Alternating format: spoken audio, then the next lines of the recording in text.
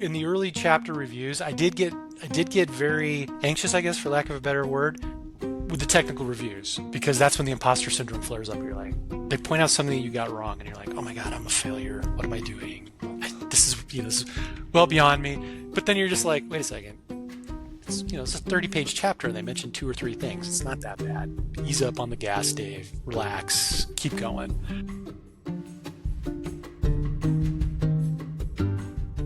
Hello, and welcome to the very first episode of the Tech Pubcast, a behind-the-scenes look at what it really takes to write and publish a technical book. So I'm your host, Jess Haberman, literary agent, publishing consultant, and former acquisitions editor with nearly 20 years of experience publishing books. Today, I am thrilled to welcome Dave Langer to the podcast. Hello, Dave. Want to share a brief introduction? Hi, my name is Dave Langer. I am a technology professional with approaching 30 years of experience. I'm a Microsoft Excel MVP, and I am the author of a technical book, not surprisingly, based on the nature of this podcast. Yeah, you did it. So congratulations on publishing your first book, Python and Excel, step by step. You want to tell us more about the project? What got you started on this adventure? Well, let's be completely honest with the folks at home. My book is solely responsible because of Jess, to be absolutely honest. Very Jess fun. saw me on another podcast, and 2023 invited me to get a sneak peek at what became Python and Excel. And once I saw that, I was absolutely hooked, because I've been doing analytics for like 14 years, very passionate about teaching everybody how to do analytics, not just IT folks, but business folks as well. And the fact that Microsoft was putting Python directly inside of Excel workbooks to do analytics was like, it was right up my alley. So I partnered with Jess to build an online course and teach it. But then, of course, inevitably, Jess was like, hey, man, you want to write a book about this? And I said, yes, but I have absolutely no idea what I'm doing. Can you help me? Here we are. I knew Dave was such a pro in this area, so it made total sense to work with him on coursework and blogs and things like that. And it was such good timing because I knew no one else knew as much about Python and Excel as Dave, or had the kind of like self-promotion skills that would really take this over the top. And I mean that in a good way. Whoa. That is a total compliment. We just lost half the audience right there. No. It's a unique skill. Like, a lot of authors, it does not come naturally to talk about yourself, to promote your own work. And yet it's so crucial and it's so valued, like it's not like I ever hear pushback of people saying like, oh, that author will not shut up about their book. Like, of course you're supposed to talk about your book all the time. You spend so much time and energy. So let's get into that a little bit. You had already kind of been involved in sort of understanding how Python and Excel worked. So how did you decide what you wanted to integrate into a book? How did you decide what the audience really needed to know at that stage? Yeah, so that's a great question.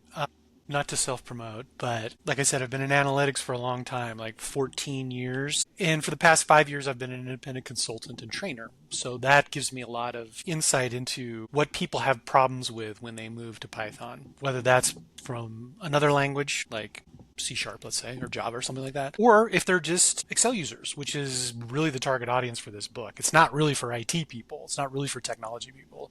It's really for business people, because that's the dyed-in-the-wool cadre of Excel users. And having worked with lots of folks who were trying to get into analytics and learn this stuff through my years of being a trainer, I kind of knew the kinds of stumbling blocks. And that allowed me to do 2 things, which I think were super important for the book. One, define the scope, because Python is so big that there's no way, unless my book was like 800 pages long, that I was going to be able to cover any of that. And my publisher, Wiley, they're not a big fan of 800-page books anymore, just so you guys know. And I think that's probably true for other publishers as well. Jess could probably attest to that. So it's like, you got to shrink the book down, right? You're not writing War and Peace in terms of Python anymore. You're writing something a little bit more tractable. So scoping that down, and then focusing on, okay, well, what does that scope look like? And it was going to be like, look, what are the Python essentials? What are the Python foundations that you need to do analytics? Because Python is your tool, so you need to be able to swing that hammer and screw that screwdriver and that sort of thing, at least at base, before you can build anything. So that was the scope. And then secondarily, the most important thing was how to teach it. So I have a computer science degree. I've got a master's in computer science, but I do not write my book and teach Python and Excel the way I learned how to do programming in computer science classes, because that is not going to resonate with the audience. So I use things like, hey, are you familiar with a table?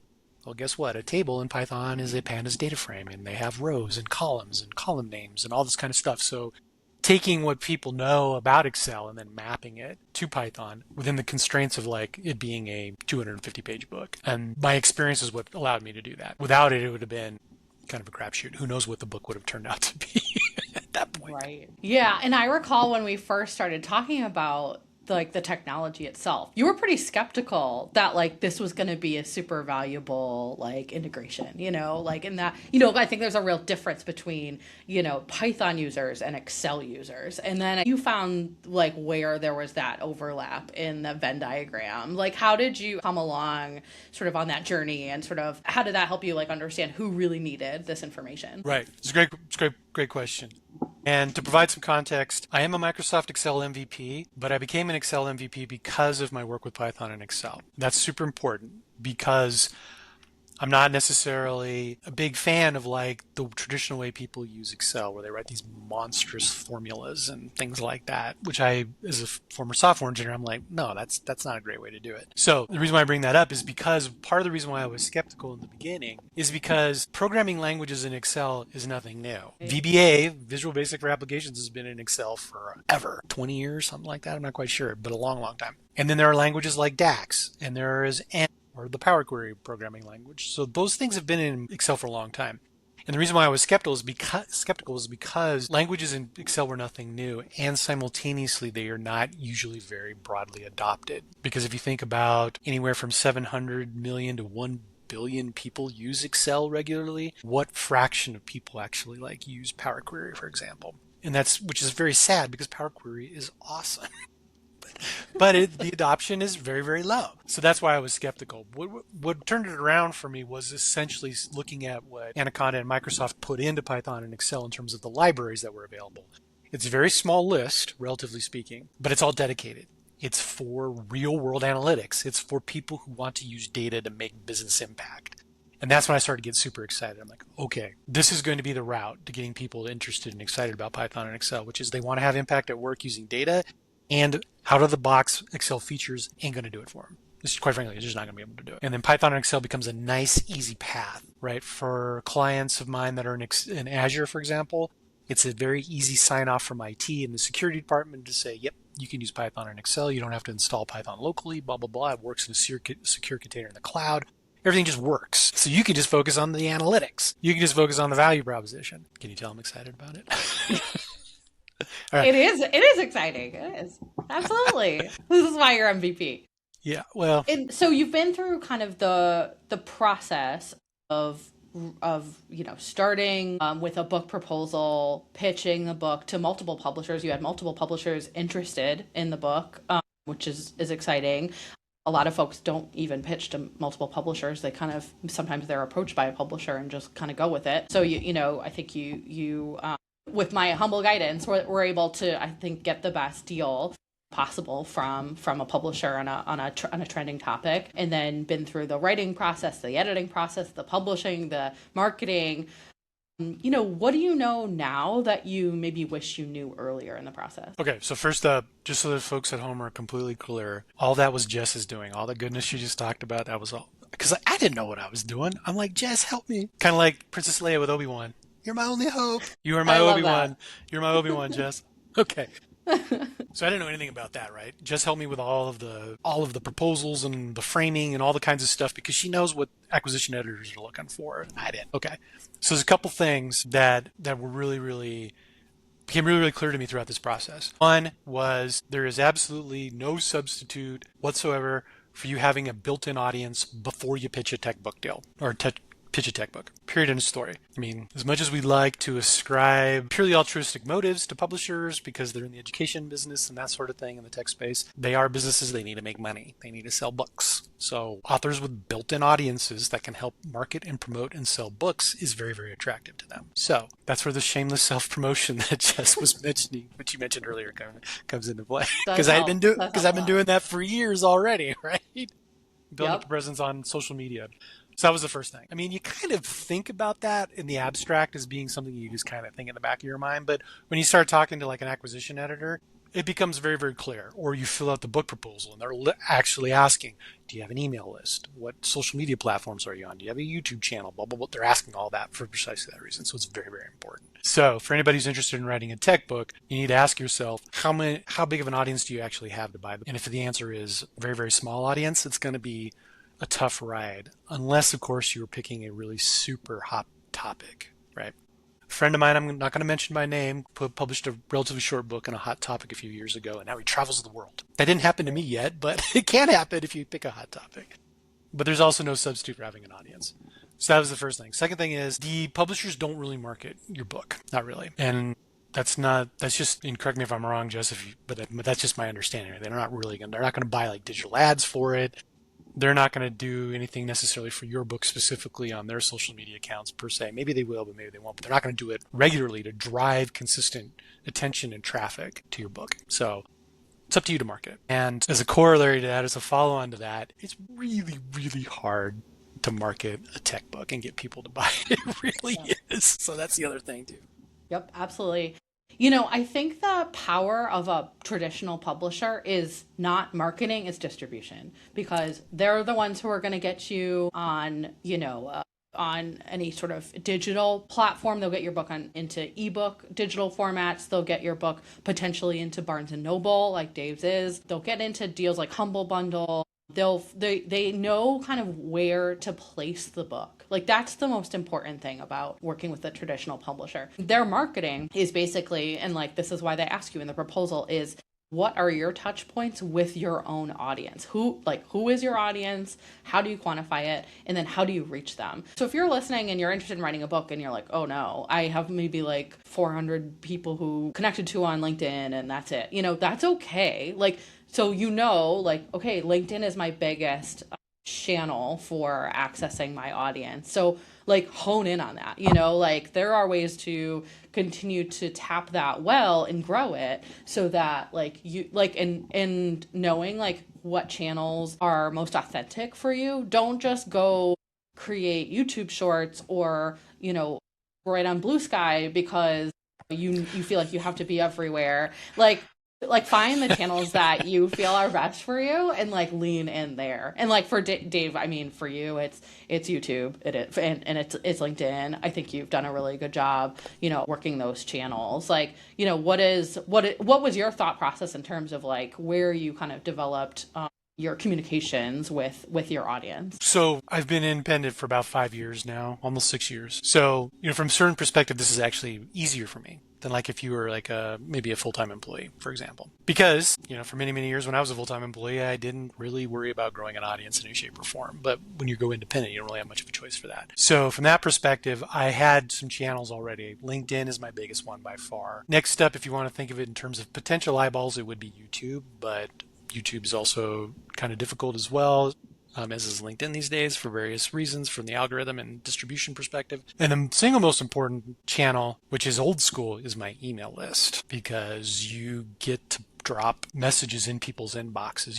They're going to get it. They're going to get it. Maybe they might not open it, but at least it's sitting in their inbox. So from that perspective, there's no substitute for email. Now, one thing that I might mention to folks, just in case they're not aware of this, because you brought up the hypothetical person with foreign connections on LinkedIn. LinkedIn actually has a newsletter feature. And the best thing about using LinkedIn newsletters is LinkedIn will actually promote your newsletter and then deliver it to people's email boxes. And in fact, I have a LinkedIn newsletter, and it's a far more reliable channel to get my message out than actually posting, even though I have 142,000 followers on LinkedIn. It's actually easier for me to get more eyeballs on my stuff using a newsletter. So if you're really serious about writing a book, a tech book, I would certainly build up a newsletter list somehow, either as before you start pitching it, or even if you pitch it and you get the deal, certainly do it while you're building or writing your book, so you can build a list, so you can prep people for the launch. And nothing beats an email address. So, that's something to also consider as well, by the way. If you're, and I'm going to speak specifically like the hypothetical full-time employee. If you're working a full-time job and you land a book deal, you also need to realize that you're not only going to be writing the book during the process, but you're also going to be trying to build up your audience. You're also going to be doing hints and teasers and talking about the book launch and all that kind of stuff all along. And that's work on top of it. So it's a lot of work. It's a lot It's a of lot of work. work. It's a lot of work. All the research. It's every time you think you've sort of you've hit a milestone, there's another, another mountain behind it. You turn in your first chapter and then you get your revisions back and then you finally get to publication and then you've got to promote it. So it's always a longer process than you think it's going to be. And it takes like really different skill sets all along the way, which, just I don't want to dissuade anyone from writing a book because it's an incredible process. But like, let's talk about, Dave, like kind of what were your goals in writing the book? What were your expectations? Like what did you hope that publishing a book would do for you in your career? And like, has it met those expectations? Yeah, so a couple things, right? This is really super important. If you're writing a tech book, you need to make sure you're writing it for the right reason. You're not going to make money like Stephen King if you write a tech book. That's just not the way it works. I've got a friend who's written a very, very successful data storytelling book. And he sold 20 some thousand copies of it, which is a bestseller for a Huge. tech book. That's huge, astronomically huge. You're not going to make a lot of money off of that, right? Yeah, You're just that's not. true. Even if you sold all digital copies with better margins for the publisher so you get more royalty, you're not going to make a living off of it. So there's two ways to think about it. One is it's personal branding. Nothing establishes you like an expert quicker than holding up a physical book that has been published by a well-known imprint. It's immediate cachet. It's immediate gravitas for you and your personal brand. Period. End of story. So that's why you do it. It could potentially lead to business opportunities like consulting engagements and training and speaking and that sort of thing. Definitely, but that's all downstream, right? That's not, that's way beyond at the end of the book, right? After it actually being published. So that's one reason. You do it for personal branding and potential business opportunities. The second one is you do it because you just want to. For me, writing a book was on my bucket list, right? Now, when I was younger, I thought I was going to write the great American novel or a fantasy book or something like that. And then I got old. And then I'm like, well, I'll write a tech book because that's actually probably more germane to what I'm doing in this stage of my life. And it was on my bucket list, so I did it. And insofar as I wanted to do it and I was passionate about the topic, goals achieved. I got the book written. I've gotten great feedback from people on LinkedIn. Sometimes they post with pictures of them holding the book and they say nice things about it, which is great. I mean, it makes my day when I see that. Every time I get an Amazon review, also makes my day as well. Those sorts of things are really important, right? That's completely outside the financial aspect of writing a technical book whatsoever. Now, going forward, we'll see if it leads to, opportunities. From a personal branding perspective, it certainly helped me achieve and maintain my Microsoft Excel MVP status, so that's good. Microsoft loves that if you write a book about Excel. So from that perspective, it's so far goals have been achieved, but mainly in the non-professional realm, which is the satisfaction of writing the book, holding it, seeing people enjoying it and learning from it. That's been the biggest thing so far. And what was kind of the investment? What did that look like in terms of your time, energy, dollars spent into putting all that into a book? No real money spent per se. That's one benefit of writing a technical book, right? Is that usually if you're writing a technical book like I wrote, where you're just doing screenshots and things like that, you don't need like art. There's usually no outlay from an author. Now I do know technical book authors who have actually spent their own money to make sure that they get high quality art to be put in the book because the publisher didn't provide that. So keep that in mind depending on what kind of book you're going to build. Like if you're going to write if you're going to write a book on data visualizations, you might have to spend some money depending on what you want to do with it, especially if you want color. My book was black and white, so it's no big deal, right? Screenshots. Looks great. It's great. Great quality print. Everything looks awesome, but it is black and white, so it didn't really cost any money from me. It was mostly time. And it is a lot of time. You have to write, you have to revise, you then submit, as you said, Jess, and then you have to, actually there's multiple submissions, right? One's the technical reviewer, and then there's one to the copywriter, essentially, who fixes all your grammatical errors and stuff like that. And by the way, Grammarly is not 100% correct, everybody, just in case you know. I learned that the That's hard true. way. We still need humans for those things. Still need humans for those things. Yeah, so it was a lot of work. But once again, it was easier for me because I'm an independent consultant. I could literally look at my schedule and say, look, I'm blocking out Thursday and Friday to, because my deadline's on Saturday and I got to knock out a chapter or something. I can do that. So if you're a full-time employee and you're doing this on the side, just be aware that it is a lot of work. It's a lot of effort. It's a lot of sacrifice because you're probably going to be doing it on nights and weekends. You're going to be missing out on a lot of stuff. So be kind to yourself. And most importantly, and Jess can attest to this, don't be aggressive with your proposed timelines because I tend to be pretty aggressive in my proposed timelines for my book. You do. But I'm a consultant, so I can make that work. Yes. Yeah.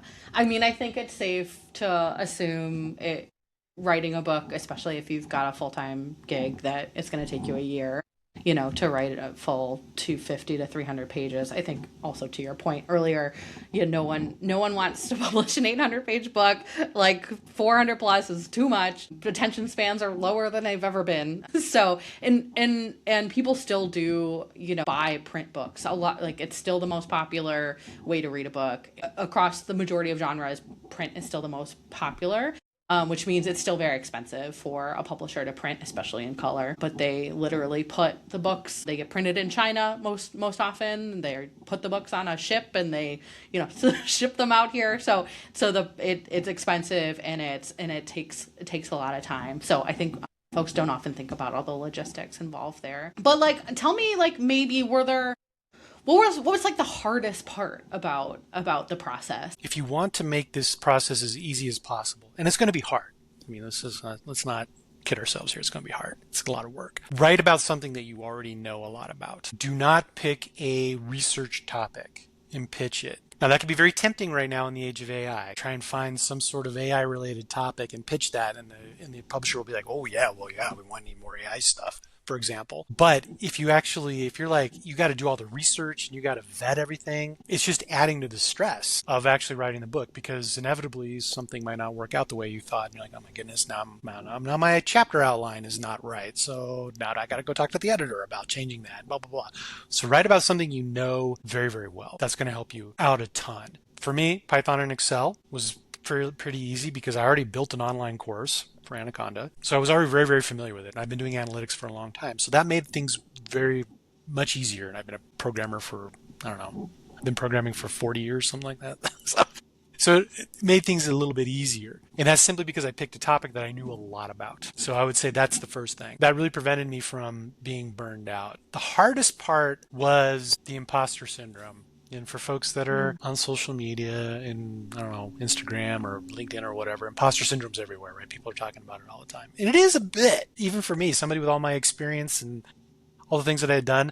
I'm like, I'm writing a book. This is like serious stuff, okay? So this is not like writing a LinkedIn post or an email newsletter or something. This is a book, man. It's going to be in Barnes & Noble potentially. It's got to be legit.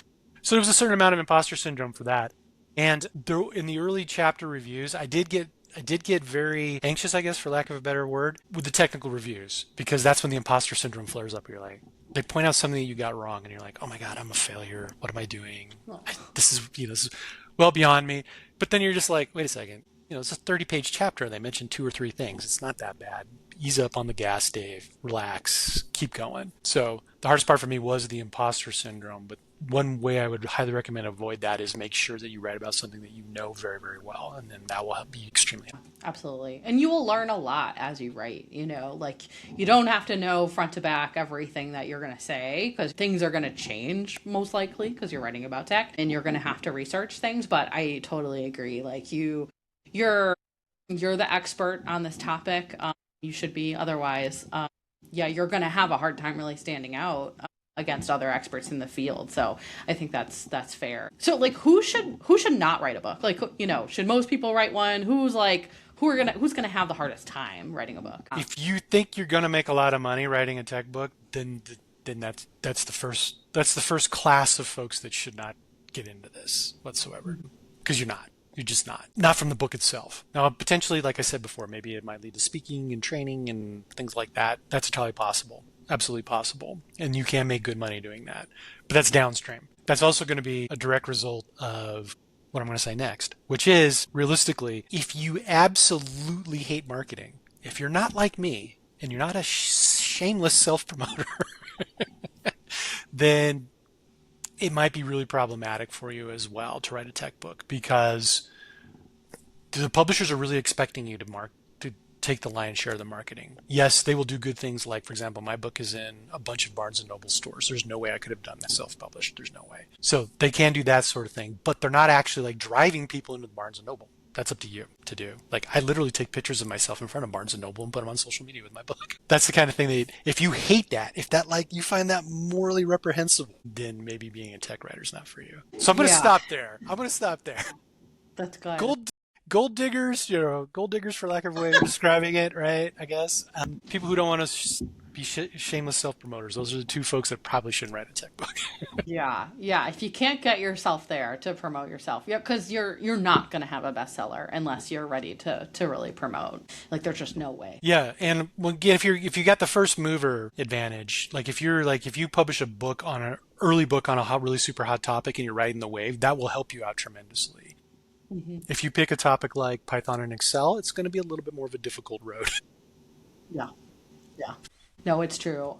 Yeah, and I think the first mover advantage is something, but I've always sought to not be first, like, because there are publishers who take that strategy is we're going to be first on this topic, have the only book out there, so there's really no competition. But you tend to not have the full picture. You tend to not know if this is just a quick trend or if it's really got some longevity to it. You maybe an untested technology that you just don't know. You do want to have, especially this comes up when you write a book proposal, is like you do want a unique point of view. You want to be able to really clearly persuade the publisher that your book will stand apart from the competition and why. And that can just be, hey, listen, the last time anyone published on this topic was before the kind of Gen AI era happened. So right now, it's a really good reason to revise and to publish a lot of new books. I think it's given rise to a lot of interesting content. You need a new spin on so many technical topics because of Gen AI now. But you do need to have a perspective on what makes your book different. Yeah, and one thing I would also mention too, if I may be so bold, is that if you have built up an audience and you're known for something, right? You're known for business intelligence, or you're known for data science, or you're known for Excel, or whatever it might be. Positioning your book as part of the proposal, saying, look, this aligns with my existing audience, and also beyond that as well. I think that, correct me if I'm wrong, I think that would also resonate with the publishers as well, because they're like, okay, we got some built-in sales to begin with, and then we can springboard from there. Sure, absolutely true. So, Dave, what's next for you? What are you working on? Book number 2. Amazing. And it's to continue a theme of the Tough Road to Hoe, it's SQL for Excel users step by step. So kind of what you were mentioning before, Jess, there's kind of, my publisher's Wiley, they had a book in the past that was kind of similar to this, but the author didn't want to write a second edition. So they're like, hey, we've got a hole in our lineup. We could use something fresh in that perspective, something shorter than the previous book that we had in that particular hole in our lineup. So I'm writing a book to kind of dovetail with my other book, which is like, look, if you're an Excel user, I'll teach you both SQL, and Python at the same time, right? From these 2 books. So that's what I'm working on right now, as opposed to all kinds of other shameless promotion that I do nonstop. Wonderful. Yeah, so that book probably will be out next year. Is that right? Just kind of thinking that. Yeah, because you told me that I was really aggressive with my proposal timeline. So yeah, it's supposed to be out next year, early next year. That's great. So stay tuned for that. Any other advice you want to leave folks who are thinking about writing a book? Talk to Jess. I'm shamelessly promoting you now. Thank you. Well, because she's my agent. She's awesome. I wouldn't be here if it wasn't for her, to be quite frank. So that'd be one.